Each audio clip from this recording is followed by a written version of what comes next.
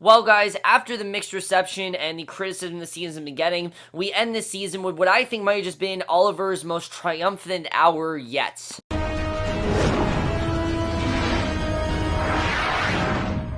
Hey guys, Cameron for the season finale of Arrow, Season 4, Episode 23, Schism, and I was definitely looking forward to this finale. I mean, yes, I do think that, I didn't really know this finale was going to be, especially because of what happened last year. You guys know I enjoyed Season 3 until the last 3 episodes, and then the finale was really unsatisfying, and I really did not like it at all, and in fact, I wasn't really looking forward on coming back to the show, but Season 4 for me, that's why it's been a lot better for me, because it's been more or less of what I wanted the show to be.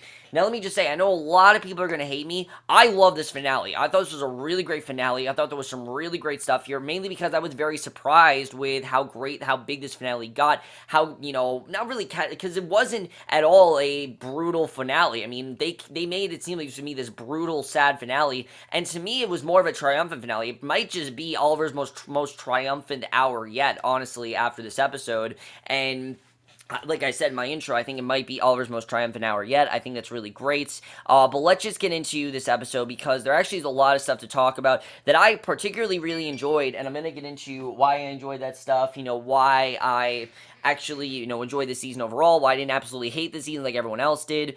But let's just get into it. We see Dark right away. Remember last week, Dark came in with, Felicity, Donna, and Curtis. He said that, I have a plan for you. And Dark sends Curtis flying across the room and then pulls Donna to him. He says he's going to destroy the world anyway, and Felicity can choose between his killing Donna painfully or her dying instantly in nuclear fire. And before Felicity can respond, Green Arrow and Spartan come in through the windows and open fire, and right away I thought that was awesome. And then this episode focuses mainly on the plot, which I really did love. Dark easily stops the first arrow, says he's powered by the deaths of millions of souls, and Ghosts come in, open fire. The two heroes take cover and fire back, and it really was all, honestly, epic to see just them firing, taking down all these ghosts and things like that. Dark heads for Felicity and Donna, and Green Arrow leaps down, attacks Dark. I love the line that Dark had. I thought that was pretty funny. I like Dark's quips, definitely. I think that's something that's made him a very good villain, is that while he remains very dark, he has those great quips to him as well as a villain does. He paralyzes him, and he actually does paralyze him, and Speedy arrives with Nora and says that she'll kill the girl if Dark doesn't release Green Arrow. He does. He grabs Nora, tosses a flashback grenade, and Dark escapes in the confusion, and Felicity realizes that he took the laptop with the Rubicon code on it, and the team then takes the injured and unconscious Curtis to the bunker and applies first aid. Felicity goes to her station to stop Rubicon, and Thea wonders if Curtis is going to be okay, because they don't really know if he's going to be okay. He's obviously very badly hurt. The flashbacks episode weren't bad. I thought the flashbacks were actually pretty good as well. We see Raider shoots Oliver in the kneecap, warns Tiana that she can't control the power without the runes like he has, and the plane flies off. Oliver tells her that it's all over, but Raider realizes that not all the slaves are aboard. He destroys the plane with a magical gesture, sucks in the life force, and Tiana charges at him, so Raider now has these magical powers. I still don't fully know what's going on here, but at least this storyline ends in this episode, because again, I don't know what the hell is going on in these flashbacks. But Oliver then tells Felicity that Curse is stable and they'll have to wait. She wonders why Dark's magic worked on Oliver, and Oliver explains has grown too powerful, and that's what's going on, that Dark's magic, he's so powerful that it works on anyone, and Felicity's hope was enough to counter the magic before, but now her hope is gone, and she tells Oliver that Dark hasn't launched the missiles because Cooper is still trying to hack her failsafes, and however, with Rubicon offline, there's nothing for her to hack, and as she tries to access the laptop GPSs, Lila comes in and tells Diggle that Sarah is safe in Coast City, and she wonders why Dark is going ahead with his plan, and Oliver explains that Anarchy killed Ruve, and Oliver figures that Dark doesn't care, that Nora will die, as long as he has nothing to look for, because of course Nora is his daughter, and the fact that she's gonna die. But basically, Felicity tracks the laptop of a downtown abandoned office building, and the team heads out, and basically Green Arrow, Speedy, and Spartan enter the building, but there's no one there. They find the GPS tracker on a table, the lights come up to reveal the command center, and the missile launches. 15,000 missiles are in the air, and they'll hit it in 2 hours or less, and the trio returns to the bunker, and Felicity reports that she's locked out. There's an ICBM heading straight for Star City, so they only have 45 minutes, which luckily this episode is pretty much that length. It's actually shorter than that, but they only have 45 minutes, and you do feel that, thrill here. You feel like, holy shit, these characters could actually die. I mean, I honestly was kind of freaking out. Why? Mainly because of the Flash is really why I was freaking out. The fact that the Flash changed so much and things like that. I honestly thought this grenade was going to wipe out most of, if not all, the cast, because what happened to the Flash, and then the Flash would, that whole thing would come in and change things, which, that's the one thing I will say about this episode, that they didn't really change anything with the Flashpoint paradox, but I don't know, maybe it doesn't affect Star City, I'm not really sure. We'll have to see what happens with that. Maybe this episode takes place before that, I don't really know. The Flash and Arrow never really in the same time. There's rarely when they follow directly in the same week. Usually it's Arrow is like a week before, so maybe that's why, because it seems like wherever Arrow is, it's like a week before the events of what happened on the Flash, so I'm thinking that's really what's going on. Is I don't really know. We'll have to see what happens with that.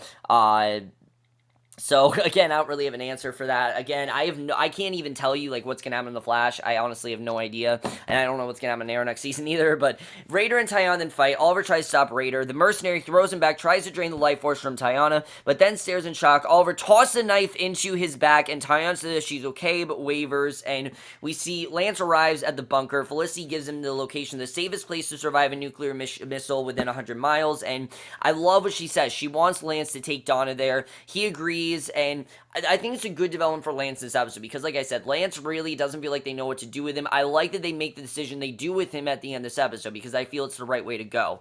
So Diggle and Lila call Sarah. They say their goodbyes because they don't know if they're going to see her again. And once they hang up, Lila says that Argus is a chopper ray to take them to Star City so that they can all die together. And basically, they are willing to die because they don't really know if they'll be able to take down Dark. He kind of seems unstoppable at this point. And Diggle admits that he's at fresh out of hope. And Lila assures him that his killing Andy was self-defense. And Oliver discovers that an Argus assault team is heading into City Hall to cut off Dark's power. And Oliver says that he's already done that. Dark will decimate the team, and Oliver says that Lila should pull them back, and that all that's going to do is wipe out the team. It's not going to do much of anything. Dark is so powerful that he could take out an entire team, and he figures that Cooper is in a secure location and warns that her team will die, but Lila says that it's her first call, and he does not get to make that call, which I thought was cool that Lila actually said, no, you don't get to make that call.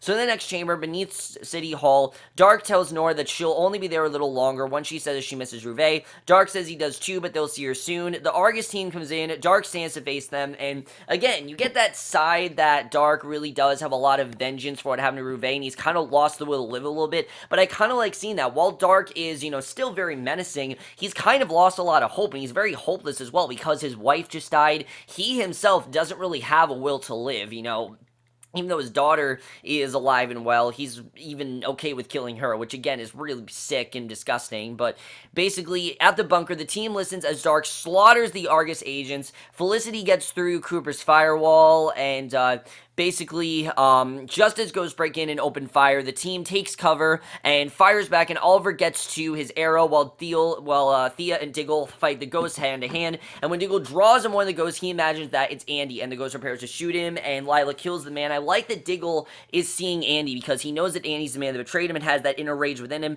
but he's also feeling a lot of regret for killing Andy. Why? Because it was his brother, obviously. This was his brother that he really wanted to help, and he feels that he really, basically set his downfall, and he's the reason, of course, for Laurel, things like that. So Malcolm arrives, takes out the last of Thea's opponents, while Felicity knocks the last Ghost out. And I will say one thing, Malcolm has felt very out of place this season. He has. I feel like a lot of what they've done with him, it hasn't really worked in the way it should, because it seemed like Malcolm was on Dark side last week, and all of a sudden he's not on his side, so I can't really tell what they're trying to do with Malcolm, and I think moving forward, they need to not focus on Malcolm, really, next season. Hopefully they don't, but I don't think they are. We'll have to see what happens with that.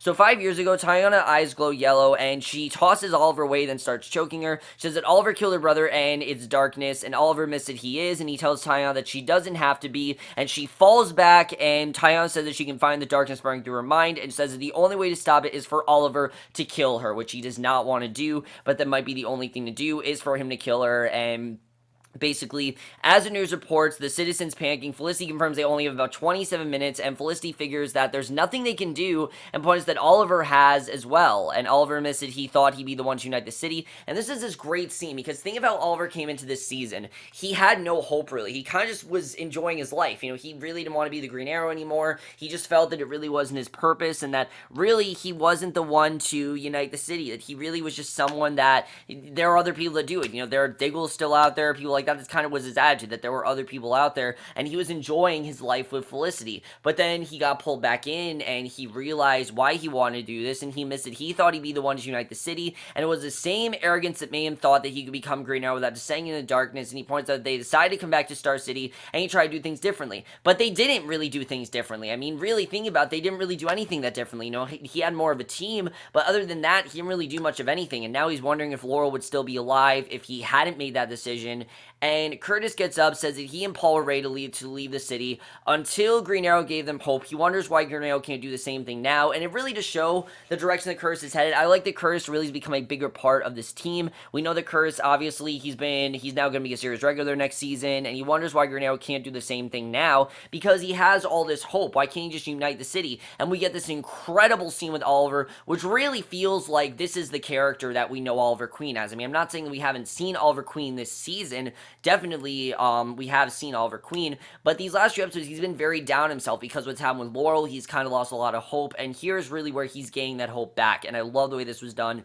The people panic in the street. Oliver fights his way to the top of the taxi cab, calls on everyone to listen, because literally everyone is just panicking. And I love that Oliver just has this power here. He says that he understands that they're feeling hopeless, but he knows that they've pulled through before in tough times. Oliver says that somehow they will survive the attack as well. And the team watches a broadcast of Oliver's speech. He said that Star City is their home. Lance drives Donna out of the city to listen to Oliver on the radio. Oliver says they will cling to each other for strength, and if they do that, no matter what happens, they will stand united. The missiles arrive overhead. Felicity and Curtis realize that they can disarm if they have a line of sight, and they go to the roof. Curtis aims their camera at the missile while Felicity tries to hack the missile. The missile heads directly for them. Felicity manages to send it flying away, and in the street, Oliver and the others watch the missile streaks away out of sight, and then cheer. And basically, I love that scene that Oliver, he was able to unite everyone, get everyone on his side. I thought that was awesome. The missile does arrive overhead, and basically what's going to happen there. I thought that was an incredible scene, and you really do feel that Oliver feels like he really does have this empowerment, that he really does have this leadership quality back here, and, he doesn't really know if this is going to work, but he just wants to try. And back at the bunker, Felicity warns that there are thousands more to go, and Lila sends the line to sight to hack everyone she can, basically because she doesn't know how they're going to stop this, but basically, literally anyone she can, she's going to try to stop this missile. And they figure that they need to find Cooper. Remember, they need to stop 15,000 missiles, and basically they shut him down. Felicity and Curtis gained access to his computer when they disarmed the missiles, have learned that he's in a warehouse. Oliver arrives and tells Malcolm and Thea to back up Curtis and Felicity while they deal with Cooper, and meanwhile, he'll go to City Hall to deal with Dark. Diggle offers to go with him, and Oliver says that he needs to back up the city in case it goes bad, because he is the one that really needs to unite everyone. That is really his duty. And we see 5 years ago, Tanya begs Oliver to kill him, but he refused at first. She continues and reminds him of his promise to look after her parents. Oliver says that he won't. He then hugs Tayana, breaks her neck, and they accuse Oliver of killing Tayana, which he did, but he was told to kill Tayana. So that I thought was honestly really annoying. The fact that slaves are arriving and they're like, why do you have to kill her? She literally said to kill her. Oliver could have just said that. He doesn't say that. I don't know why he didn't say that, but, he should have. So Diggle prepares his guns. Lila points out that he froze when the ghost attacked. She wants the truth if it's the end of the world, and Diggle admits that it's Andy. He tells his wife that he killed Andy in cold blood. Lila assures him that he did what he had to do. And of course, Lila's not upset. She understood totally why he had to do this. However, Diggle doesn't believe it. He feels that she's really not okay with this, and that she's really just saying that because that's what he wants her, that's what he wants to hear. And Green Arrow enters the Nexus chamber, and Dark tells Nora that the hero came there to die. He blasts Green Arrow up into the street. The rest of the team break into the warehouse, fight their way past the ghost, and I love that scene with Dark and Green Arrow. It honestly felt very earned, and it really was just awesome the way this was done. The rest of the team break into the warehouse. They fight their way past the ghost. Speedy rescues Malcolm, but even she isn't sure if he was aiming at him or his opponent. She really doesn't know if she can trust him because, he's really been a flip-flopper this season. He's been on their side, and then he's not on their side. He's been on their side, now on their side. That's honestly kind of pissed me off, and I really hope they're trying to figure out what to do with him, but again, it doesn't really seem like they have a clear direction for Malcolm, which is a kind of a problem. So this scene, let me talk about the scene between Dark and Green Arrow, because I want to compare that to last year's season with Arrow and Roz. Now, here was my main problem with Arrow and Roz last season. Ra's al Ghul was built up as a really cool villain. There were a lot of things they could have done with him. I would have really enjoyed that, and the way that they handled all that. I think that, I would have really enjoyed what they could have done with him, but it was literally a 5-minute fighting sequence. It really wasn't much of anything. The way that Oliver was so easy for him to kill, it was so easy for him to bring down Roz, and things like that, and things like the way he was just, he didn't have to kill him, but he did actually die. I mean, just the way that was all done, I thought was really stupid. I was not a fan of that at all, and that was something I thought was really dumb. I really did not enjoy that, and the way that that all turned out, I really was not a fan of, and basically, Roz, that was a really dumb death. It really just felt very unearned. It felt very rushed. This really felt epic. It really did. It felt like this is the fight we've been waiting for. It felt like that was everything we should have gotten last year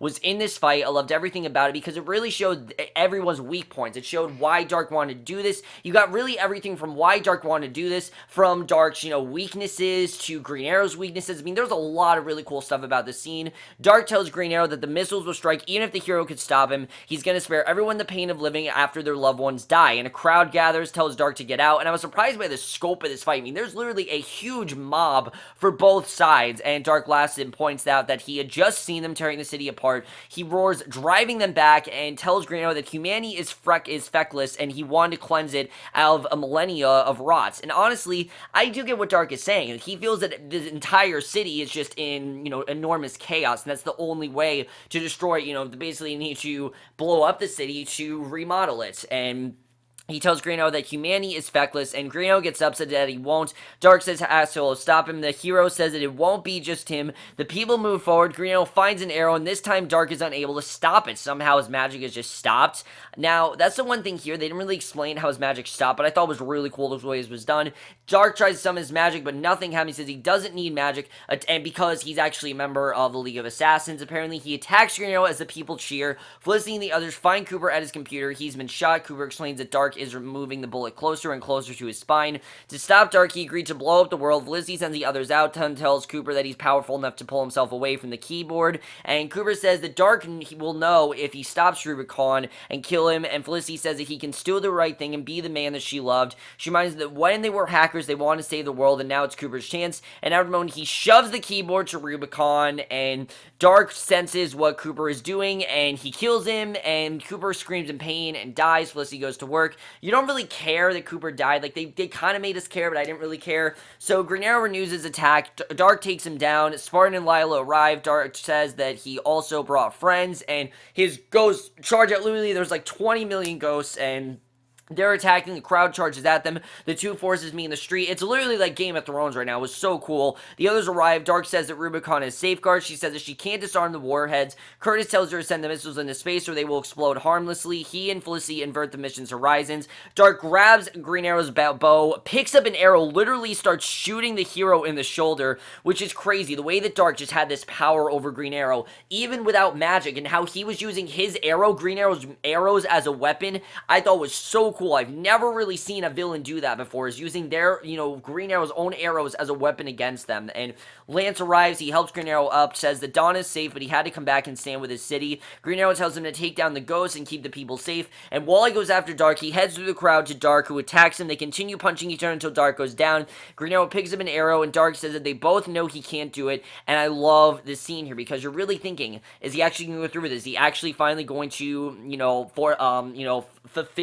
is he going to fulfill his promise, or is he actually going to finally break it? And he says that he had a chance with Slade, and that he thought that he could redeem Slade, and that he thought that he could see some good in Slade, and that Slade, he thought that, wasn't all that bad, but this time he doesn't, and with that, he rams the arrow into Dark's chest. He's finally killed. Green Arrow is back to killing people. He's now killed Dark, and Dark is dead, and it just felt so satisfying. After we've had 2 seasons now of Arrow being like, I don't want to kill, I don't kill, that's not what I do, now he kills, and I love that, because that's Arrow from season 1, and that's the thing that people have been complaining about, is that Oliver doesn't kill, and he actually killed here, and I thought it was very satisfying. I love the way that was done, and I don't really think they could have done that better. I loved everything about that fight scene. I'm definitely going to miss Neil McDonough. I still think that Damien Dark's one of the best villains we've had on this show, and I think in the DC TV universe as well, I think he's definitely one of the best. He was cunning, he was funny, he was charismatic, he had a really strong motivation, and also this incredible menace to him as well. Neil McDonough in general, such a great actor. Gonna be sad to see him go, but I'm looking forward to seeing really where they're gonna go for season 5. But the next morning, the bunker, Lance and basically now Dark is dead. Now, how they were able to disarm all the bombs, I think they were just able to do that. I guess Felicity and everything, we don't really know how that all turned out. But anyway, the rest of this episode is pretty much seeing where we head for season 5. You know, what happens next. We see the next morning of the bunker, Lance says that he and Donna are going to leave for town for a while. IAB lifted his suspension, but he didn't feel anything when they told him. And I love that. I'm like, yes, good, Lance is leaving. Because honestly, I just don't see the part that Lance plays in the show anymore. And he thanks Oliver for getting him some closure, and he leaves, and basically he's gonna leave. Basically, he's decided to leave town. I think it's a good direction for his character, because like I said, I just don't really know what role or how Dark will play a role here anymore. He doesn't feel like he needs to be here. It feels like after Laurel, he needs to take some time away, and he thinks, we're getting some closure, and he leaves. Thea says that she needs to take some time off as well, and I like the reason why Thea wanted to leave. It wasn't just because of the fact that, I just randomly want to leave. It's the fact that she feels this darkness inside of her is just too much, and the fact that she almost killed Dark's daughter, even though it was Dark's daughter, it was still a child, and she feels she needs to leave. She needs to realize if she's daddy's daughter or not, if, father's daughter or not, and she figures that Laurel would tell her to go out before she lost too much of herself. Oliver assures her it's okay. I know some people are going to be pissed that Thea left, but I feel like, again, it made sense why she had to leave. All season she's had this darkness inside her, and she's known this, and I like she's finally trying to do something about it. And Felicity points out it's just the original 3 members now and walks away, and Diggle tells, and I love Felicity's little line there of being like, it's the three of us back together. It's the way she had that lively side to her. That's the Felicity that we love. And I'll talk about Felicity as well, and I think how I don't think she's as bad as everyone's been saying. I definitely do want to get into that, because I do have a lot to say about this season overall, because I think a lot of people are blowing things out of proportion. Diggle tells Oliver that he gave Lila the truth about Andy, and she understood. However, he doesn't, and he never will, and Diggle is going to take some time away from the team and the city to figure out where he went off track, because he knows he went too far, and he doesn't know where he went too far. And Oliver points out that Diggle has always been the one who kept him in line, and think about it, Oliver's never worked without Diggle, and Diggle says that recently it's been the other way around. And I get what he's saying. I mean, think about Diggle killing Andy. He was ready to just go out and kill every member of Hive. Oliver stopped him from doing that, and that never really was like that. Diggle was always the one to keep Oliver back, and Oliver really wasn't the one to hold Diggle back, but it was for a good reason. Obviously, Diggle could have died. The 2 men shake, Diggle leave, and again, I feel like it makes sense why Diggle has to leave. He's done so many things. It will be sad, obviously, not to see Diggle on the show as much. David Ramsey's such a good actor, but he's had a lot to do this season. You can't say that this felt unearned. I feel like this really did make sense that he has to leave, and basically, it seems like we're kind of starting from scratch, which we'll get into. We then go back to 5 years ago, which we get a really more interesting set of flashbacks, I think, for next season, if we're going where I think we're going. Oliver tells the slaves that Tayana begged him to kill her. He insists the idol is darkness, and Tayana was succumbing to it. And after a moment, the slaves lower their guns. Oliver tells them that there's another way off the island. Oliver then radios Amanda, buries Tayana next to her father. Amanda arrives and is satisfied that he broke up Raider's operation and saved the slaves. Oliver says that he's still filled with darkness, and Amanda says, which it's cool to see Waller here, of course, when Waller was killed off. Waller says the mission was intended to show him that sometimes killing is the only path to justice, and Waller's people have the idol transported to the slob, and she gives Oliver his trunk. She says that their business is concluded, but notes that someone with his talents could be useful in hotspots across the world. Oliver says that he has a promise to keep. Where we're going in flashbacks next year, I don't know. Apparently next season is their last flashback season, thank God, but the flashbacks have not had the impact. I did like in this episode, they basically did follow what was going on here. The fact that basically Oliver needed to find a way to not succumb to darkness. He needed to kill someone. He needed to find a way to not succumb to that darkness, and how he had to kill someone who did succumb to darkness. He didn't really want to have to kill Tayana, but just like Tayana, he didn't really want to have to kill Dark either. The problem is, that's not who Oliver was 5 years ago. I mean, Oliver was much more of a savage killer, and I feel like they've really ruined him in that part. The flashbacks have really ruined a lot of that, but I haven't really focused on the flashbacks because I don't really count that as a part of the episode. I count that as just flashbacks that are just here that don't need to be here, and I really hope next season they do something better with them because they've just been really boring. I mean, the flashbacks, I tune out. I fall asleep. I don't give a shit what's going on there. I really don't, and I still don't really care. I like that we did see Waller back, and we are done with this whole Tiana bullshit because I really was never into it at all. But it hasn't really changed much of anything. I just don't really care about the flashbacks, and unless they do something like really life-changing with them, I'm still not going to care about them next season. So Oliver then goes to Laurel's grave, says that he knows his killing Dark isn't what she would have wanted, and Felicity comes up, and I know a lot of people are like, oh, Felicity and Oliver, they're having a moment. Look, they're really great friends. I've said before, Oliver and Felicity are really good friends. I think this scene really does show how great of friends they really are. Felicity comes up, Oliver tells her that he's not okay. He wonders if Diggle and Thea were infected by his darkness, and Felicity points out that Oliver was able to save the city by defeating Dark, and the same man who killed Dark in cold blood gave the city its hope back, because, you know, of course he did kill Dark, but he also gave the city its hope, and remember, what he was told to do is find a balance between darkness and light. That's how he does that. He kills when he needs to, but he doesn't always kill, but he's also able to be that hero that the city always wanted to be, and that is who the Green Arrow really is a hero, and that's what Oliver wanted. He didn't want to be he didn't want to be this immoral, tyrant. He didn't want to be a tyrannical figure. He wanted to be an anti-hero. He wanted to be a hero, and that's exactly who he is now. Everyone sees him as a hero, and she says that Oliver is feeling a schism because his two sides are at war with each other,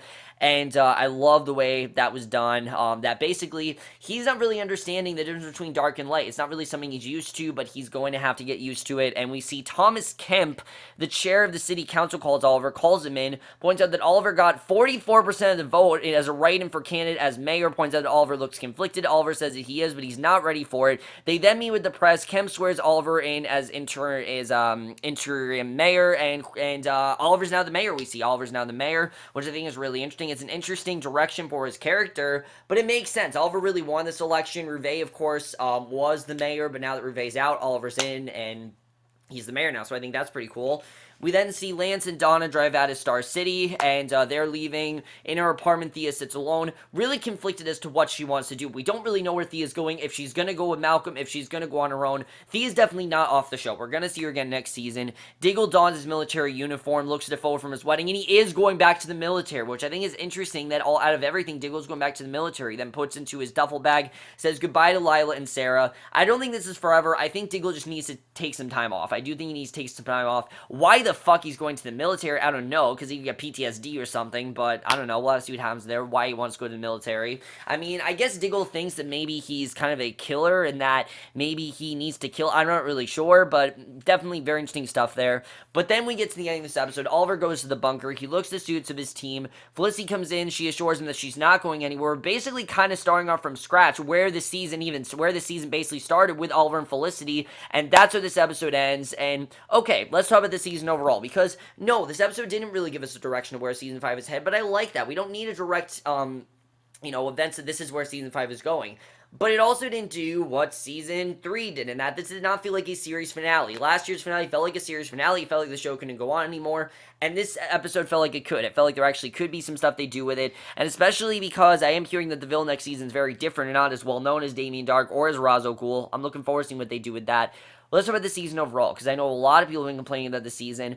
I've actually really enjoyed the season. I'll tell you guys why, because I feel like the season's had a very good balance. It's been fun when it needs to be fun, but it's also been dark when it needs to be dark. And the whole Felicity and Oliver situation, I don't understand the hatred that Felicity gets. Yes, Felicity can be annoying at times. I do think that there were a lot of things last season that she was in the wrong about. This season, though, I felt like everything that she was upset about was, understandable. She would be upset with Oliver. Imagine if you kept this secret and you told everyone else about this whole situation with your kid, and that, you have a kid and everything, and the person you're with, you don't tell them, and you tell someone like, Lance over someone like Felicity is absurd that he never told her. And I mean, I can totally understand why she's upset about that. I am not all upset they broke up after that, and honestly, I think it's a good thing that these two broke up, because I do think eventually they are going to come back together.